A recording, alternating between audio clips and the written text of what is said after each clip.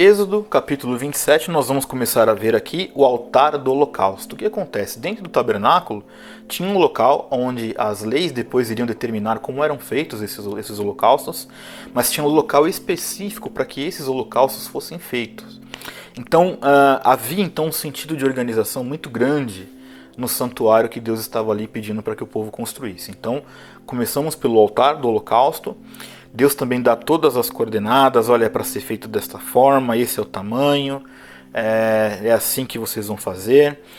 Um exemplo da riqueza de detalhes, quando a gente vê aqui no Êxodo capítulo 27, versículo 7, está dizendo o seguinte: os cabos devem ser passados pelas argolas, de um e de outro lado do altar, quando esse for transportado, o coeditáveis você fará o altar como lhe foi mostrado no monte, assim o farão. Então Deus estava deixando tudo muito específico e muito claro como era para ter sido feito.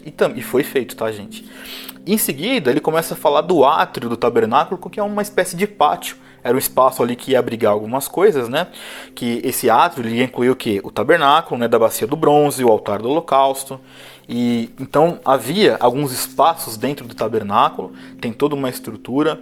E você pode procurar em diversos lugares, até mesmo no Google, se você colocar assim, olha, a estrutura de um tabernáculo, você vai ver, tem muitos materiais excelentes que vão dar aquele exemplo para você, né, vão projetar na tela como foi feito, como era o tabernáculo, de acordo com as medidas que constam na Bíblia. E também, no fim do capítulo 27, tem o seguinte: o azeite para o candelabro. Deus fala o seguinte ao teu povo: ordene aos filhos de Israel que tragam a você, a Moisés no caso, né, o azeite puro da oliveira batido para o candelabro, para que haja lâmpada acesa continuamente. Então a manutenção do tabernáculo também era de responsabilidade do povo. Então não era só uma oferta que se dava pela construção e acabou. Manter o tabernáculo e algumas questões que Deus estava pedindo, por exemplo, aqui quando ele falava do candelabro, que a lâmpada ficasse acesa de forma contínua, deveria ter um azeite alimentando aquele combustível, né, para que a lâmpada ficasse acesa.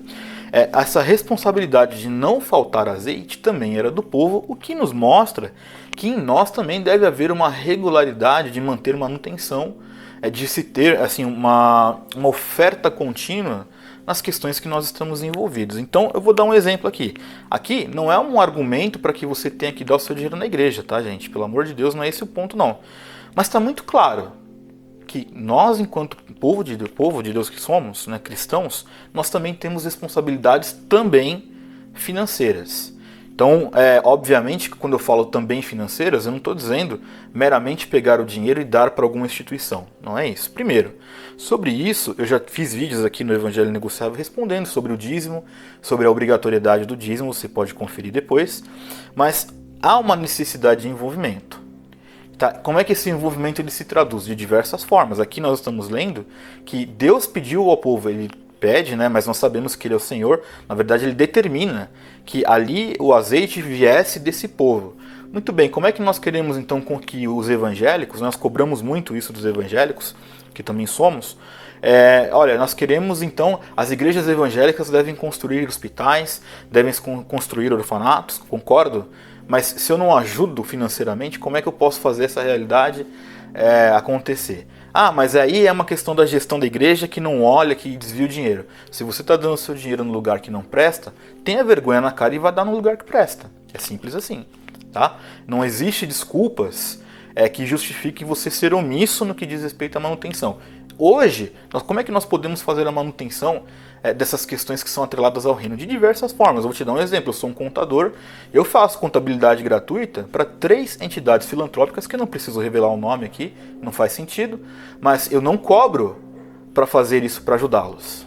Então, você sempre vai encontrar um meio de fazer alguma coisa. Agora, a questão aqui é que Deus ele ordena claramente o povo a manter o azeite lá naquele lugar. Ok, nós temos que ter algum tipo de envolvimento.